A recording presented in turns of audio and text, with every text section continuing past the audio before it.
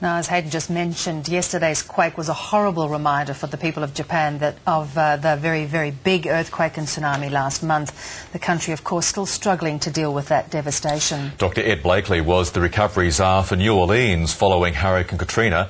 He's advised numerous governments on disaster management, and he's currently serving as an honorary professor of urban policy at the US Studies Centre at the University of Sydney. And I'm pleased to say he joins us now. Dr. Blakely, good morning. Thanks for your time. Good morning.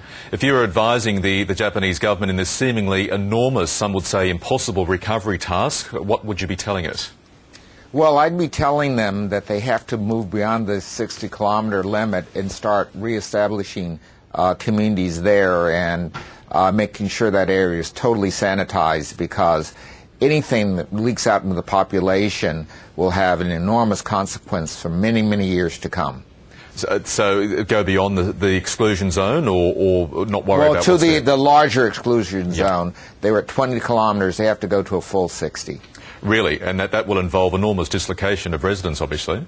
Yeah, but they could stage them back in, but at this juncture, they're really not under control. And you're putting people's lives at stake, and people's fear and panic is already setting in.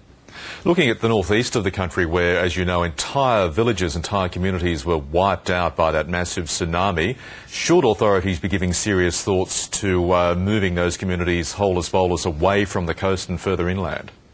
Well, 600 years ago, they put markers along the coastline saying where you could build and where you couldn't build. We decided, the Japanese people and the rest of us, that engineering could overcome that. I think we have to go back to the 600-year line and build above that line. It can be done, but we have to deal with the radioactivity first.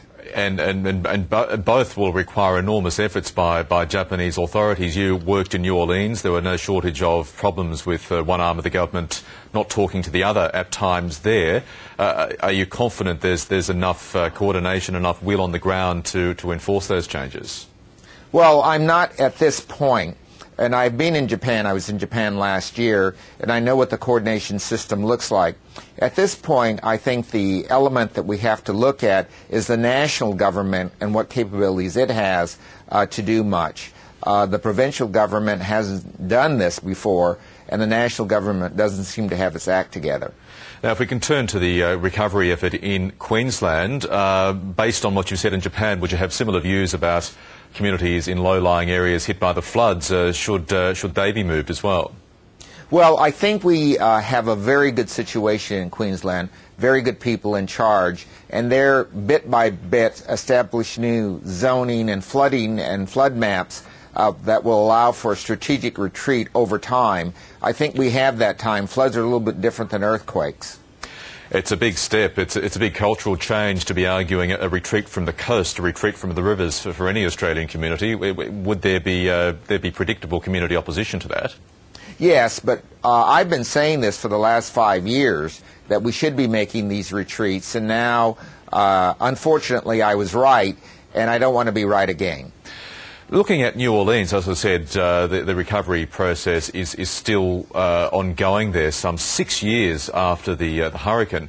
What lessons should the Queensland governments and the Japanese governments be taking from that? And I suppose more importantly, what lessons should they be avoiding and neglecting? Well, the first lesson is to prepare for the future.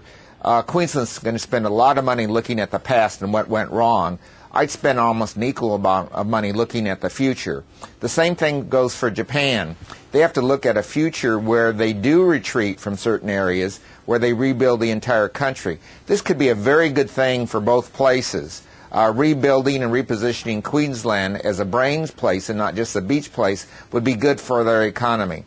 The same thing's true for Japan. One of the ways of dealing with the economic crisis is to spend some money internally, drag out some of those savings to rebuild the nation, and start an immigration program.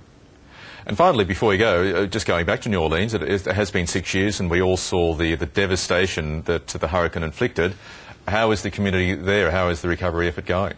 It's going very well. I just talked to a colleague who was just in New Orleans last week and said he couldn't see anything of the devastation. Even went to some of the areas that were previously devastated. They're much more cleaned up. They're much better condition, and that's only 6 years later. That's got to be one of the fastest recoveries in history. Ed Blakely from the US Study Centre, thanks for your time this morning.